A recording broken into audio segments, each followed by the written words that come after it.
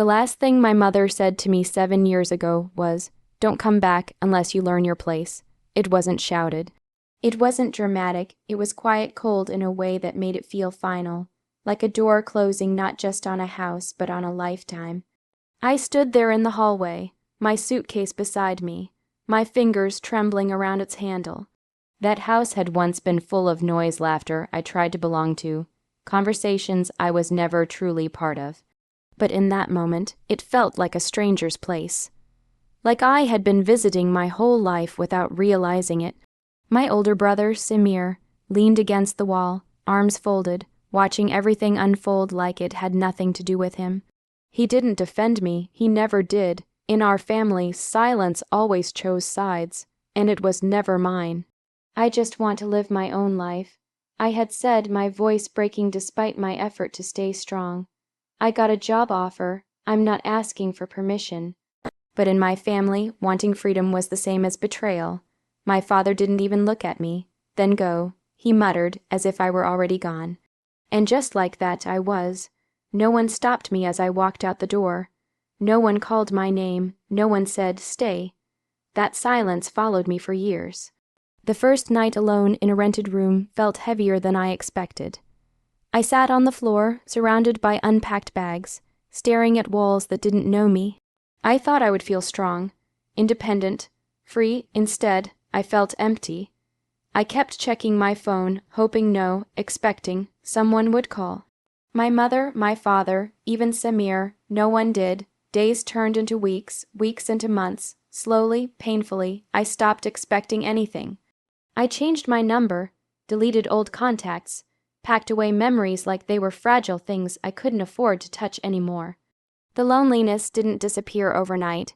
It lingered in quiet dinners, in festivals spent alone, in moments when I had no one to share good news with. But something else began to grow in that silence. Strength.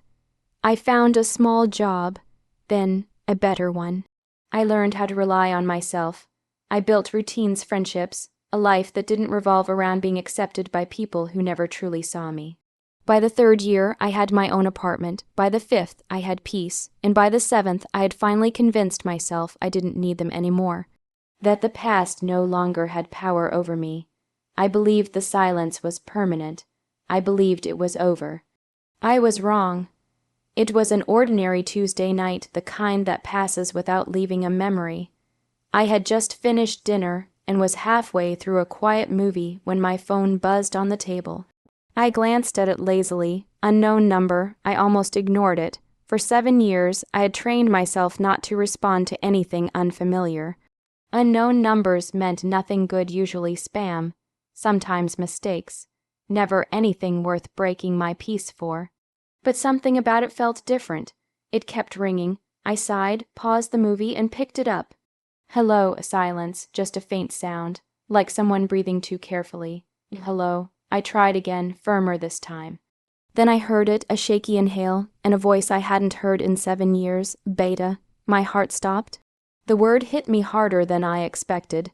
My grip tightened around the phone, my entire body frozen between disbelief and recognition. "Amy," I whispered, barely trusting my own voice. The line went dead. I stared at the screen, my pulse racing.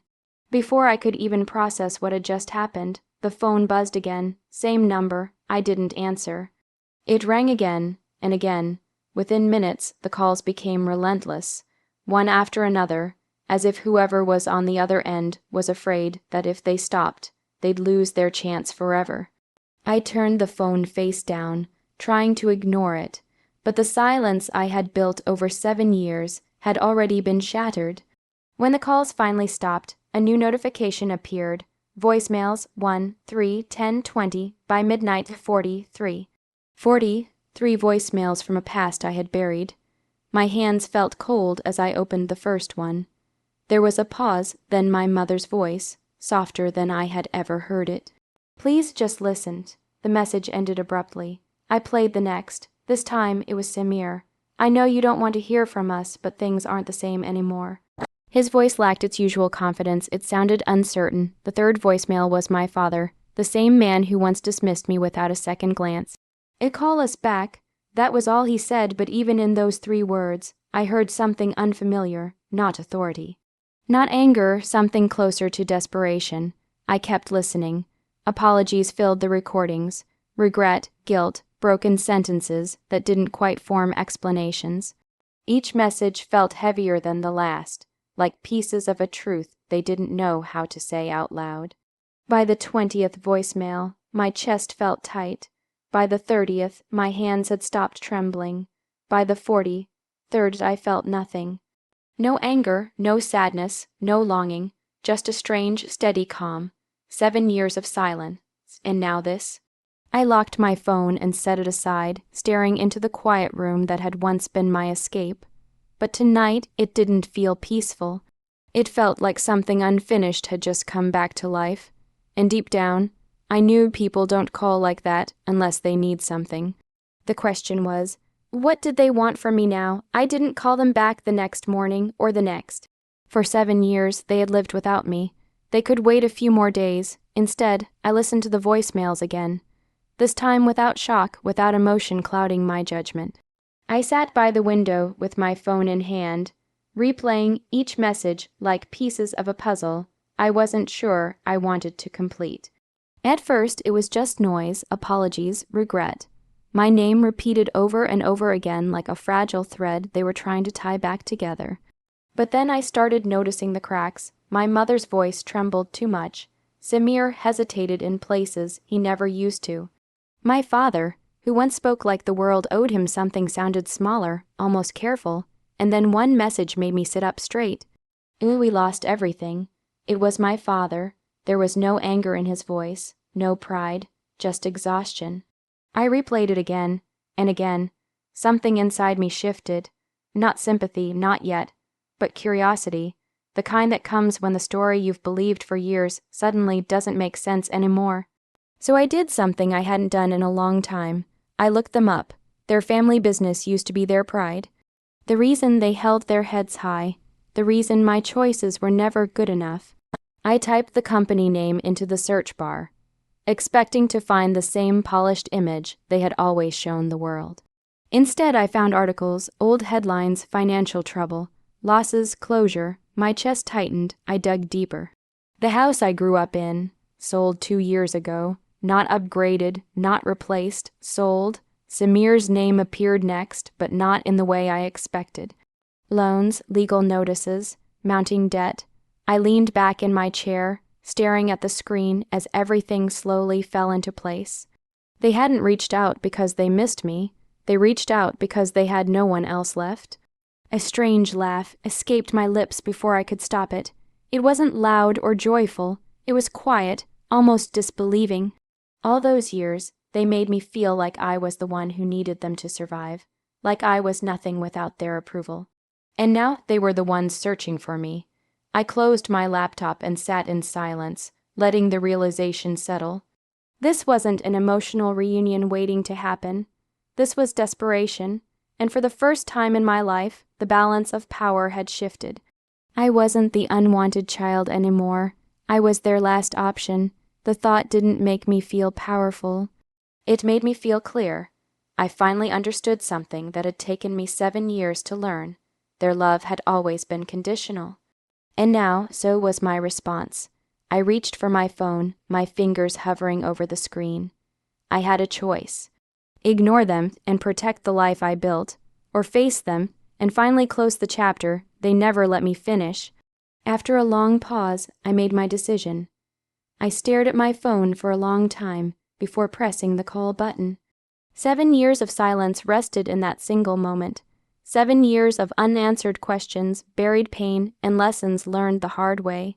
The phone rang once, twice, then it was answered. Hello, hello. My mother's voice came through frantic, as if she had been holding the phone every second, waiting. I closed my eyes briefly, steadying myself. It's me, silence, then a sharp, broken inhale. Beta, please, please don't hang up. Her voice cracked in a way I had never heard before. We're so sorry, we didn't know, we made mistakes. The words poured out of her like a flood she could no longer control. For the first time in my life, I didn't interrupt her. I didn't try to explain myself or defend my choices. I simply listened, My father spoke next, his voice lower, weaker than I remembered. We were wrong. Just 3 words, but they carried a weight I had once begged to hear. Samir came after, his tone unsteady. We should have supported you. I should have been there. I leaned back against the wall, letting their voices fill the silence that had once protected me. And then, finally, it came. The truth they had been circling around. We need your help, my mother whispered. There it was, clear. Honest, unavoidable, not love, not reconciliation, need. I took a slow breath, my heart surprisingly calm. 7 years ago, this was everything I had wanted to be needed to matter, to be seen. Back then, I would have said yes before they even finished asking. I would have given everything just to feel like I belonged. But time had changed me. Silence had rebuilt me. I forgive you, I said quietly. The reaction was immediate relief spilling through the line, soft cries, broken thanks. But I wasn't finished. I forgive you, but I'm not coming back. The silence that followed was different this time. Heavier, confused, almost disbelieving. What do you mean? Samir asked, his voice barely above a whisper. I continued, my tone steady despite the tears forming in my eyes. I've already built a life without you. I learned how to stand on my own when you told me I wasn't worth standing with. No one spoke, so I did. You taught me something important. I said softly, that love shouldn't come with conditions, and I won't live in a place where it does. My mother started crying again, but I didn't let it shake me. I hope you find a way through this. I added, not out of bitterness, but honesty. I truly do. There was a pause, a final moment where the past and present stood face to face. This is my closure, I said. Not your second chance, and before they could respond, I ended the call. The room fell silent again. But this time it wasn't heavy, it was peaceful, because the sweetest revenge wasn't making them feel what I felt. It was proving to myself I no longer needed them to feel whole.